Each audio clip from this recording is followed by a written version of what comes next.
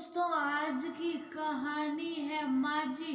भाभी तो खाने की चीजें भी अपने कमरे में छुपाती हैं। दोस्तों, कहानी शुरू करने से पहले अगर आपने हमारे चैनल को अभी तक सब्सक्राइब नहीं किया हो तो कर लीजिए ताकि आपके पास पहुंच सके हर नया वीडियो। श्रुति की शादी हुए अभी 4 महीने ही हुए थे, पर उसके चेहरे की रौनक जाती जा रही थी। शादी से पहले श्रुति गोरी सीटी सुंदर गुलाबी गाल, उस पर पड़ते डिंपल उसके रूप में और सार चांद लगा देते, पर अब उसका रूप बिखरता जा रहा था। उसकी शादी वैसे तो अच्छे खाते पीते घर में हुई थी, पर शादी के 10 दिनों बाद ही उसकी सास उसके ससुर के साथ राजसमंद चली गई थी, जहां उनकी नौकरी थी, और श्रुति को उसकी जेठानी के साथ रहना पड़ रहा था। उसके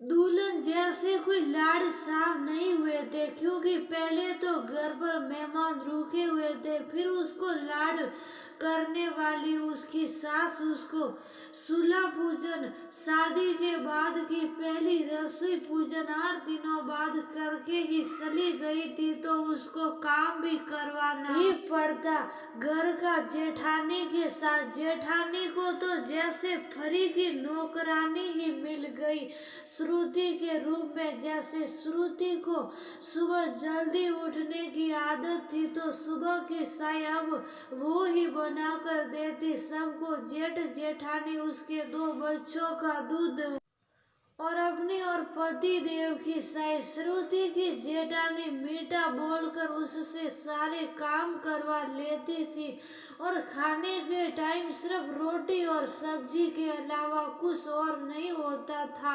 उसकी थाली में। श्रुति को खाने के साथ दही और मिठाई बहुत पसंद थी, पर उसकी जेठानी उससे इन सब के लिए कभी पूछती नहीं थी। और जब उसकी जेठानी बोलती कि हमारे तो नियम कायदे ऐसे ही है, सादा खाना खाते हैं, नहीं तो फिर आदत पड़ जाती है आलतू फालतू खाने की, तो फिर तो श्रुति कुछ बोल ही न पाती। मन मारकर उसे वो ही खाना खाना पड़ता, और जब जेठानी जी की बारी आती तो अपनी थाली में रोटी सब्जी के साथ सलाद, थोड़ी सी नमकीन, मिठाई, यहाँ तक कि केले की साट भी साथ लेकर बैठती। तब श्रुति को उनके नियम कायदे समझ न आते। श्रुति बाहर से खुश जरूर दिखती थी, पर कहीं ना कहीं अंदर से कमजोर हो रही थी और दुखी भी, क्योंकि नई जगह नए लोगों के साथ अभी तारतम्य नहीं बैठ पा रहा था उसका। ऊपर से उसको अपने मायके की बहुत याद आती थी। उसका खाना पीना सोना जागना सब कुछ जो बदल गया था। उसको मम्मी के हाथों से बने खाने का स्वाद रह रह कर जुबान पर आ जाता था, और उसकी आंखों के कोर से गिरते 2 आंसू सब कुछ बया कर जाते। मन ही मन खुद से कहती, क्या मुसीबत पाल ली मैंने, शादी करके सोचा था छोटा सा परिवार है, मैं भी सबसे छोटी तो लाड में रहूंगी, पर यहाँ तो लाड करना तो दूर, ढंग से खाना भी नहीं मिल रहा, पर कर भी क्या सकती थी सिवाय दुखी होने के। सर्दियों के मौसम में उसको गुड़, मूंगफली, गजक, रेवड़ी, तिल, सिक्की बहुत पसंद था, पर ससुराल में ये सब किसको बताती। अभी नई नई जो आई थी वह तो अपने पति तक को बताने में हिचकिचाती थी, और रसोई में ढूंढने पर इसको कभी कुछ मिलता नहीं था। पर जब जेठानी जी के कमरे में उनको अलमारी से ये सब निकालते हुए देखा तो उसको सारा माजरा समझ आ गया। जेठानी जी सफाई देते हुए बोलती, अरे बच्चों का कभी भी कुछ खाने का मन कर जाता है ना, इसलिए सब कुछ यहीं रख लिया ताकि बार बार आना जाना न पड़े। पर तुम शर्माना मत, जो चाहिए ले लेना। मुझे लगा तुम कभी मीठा खाती नहीं हो, ना तो तुम्हें पसंद नहीं। शायद श्रुति मन ही मन बोलती, आप पूछती कब हो जो खाऊं, और चाहिए तो बहुत कुछ, पर ऐसे कैसे ले लूं किसी और के कमरे में जाकर। श्रुति बस मुस्कुरा दी। सुनकर हद तो तब हो गई जब श्रुति की जेठानी सारे कपड़े हाथ से धोती और कहती, मुझे मशीन में धुले कपड़े पसंद नहीं आते। तब उसको भी शर्मा शर्मी में फिर कपड़े ऐसे ही धोने पड़ते। जबकि श्रुति के पापा ने ये कहकर कि उसकी बेटी से कपड़े नहीं धुलते तो उसको वॉशिंग मशीन चाहिए, और दहेज में उसको अच्छी वाली मशीन तक दी थी। पर उसकी जेठानी कुछ न कुछ कारण बताकर मशीन सिर्फ हफ्ते में एक बार ही चलाती। श्रुति तो बहुत थक जाती थी अब पूरे दिन काम करते करते।